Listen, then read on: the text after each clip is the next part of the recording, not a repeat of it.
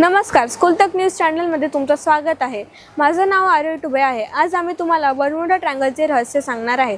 Bermuda triangle ज्याला devil's triangle असे म्हणतात, पृथ्वीवरील सर्वात रहस्यमय प्रदेशांपैकी एक आहे। हे उत्तर अटलांटिक महासागराच्या पश्चिम भागात स्थित आहे आणि याचे 3 कोपरे साधारणपणे मायामी अमेरिका, बर्म्युडा आणि सान जुआन प्युर्टो रिको म्हणून ओळखली जातात।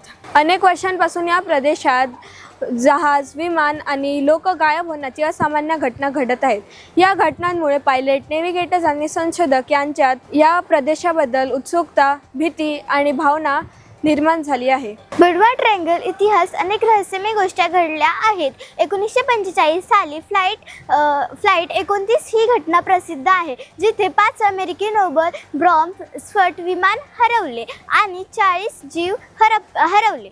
त्याचप्रमाणे 1918 मध्ये USS सायक्लॉप्स एक मालवाहतूक जहाज 309 कर्मचाऱ्यांसह गायब झाले।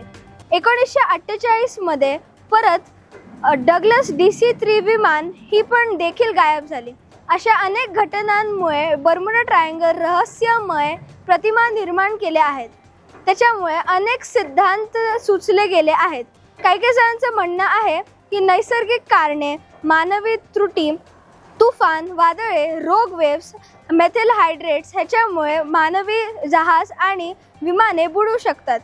आणि काही जणांचं म्हणणं आहे की UFO आणि अटलांटिस ह्या गोष्टी त्याच्या मागे असू शकतात। तथापि अनेक तज्ज्ञ म्हणतात की बर्म्युडा ट्रायंगल इतर महासागरांपेक्षा जास्त धोकादायक नाही। कोस्ट गार्डच्या अहवालानुसार या जागी जास्त घटना घडलेले नाही। चीनी अशा काही शास्त्रज्ञ मानतात की मानवाची नॅव्हिगेशनमध्ये चूक आणि यंत्रसामग्री खराब होणे हे घटनांचा मुख्य कारण आहे। एकंदरीत बर्म्युडा ट्रायंगलचा इतिहास हा जगातील सर्वात रहस्यमय ठिकाण आहे। या प्रदेशात घडलेल्या घटनांनी रहस्यशास्त्रज्ञ, इतिहासकार आणि रहस्यप्रेमींना अनेक वर्ष विचारात टाकले आहे।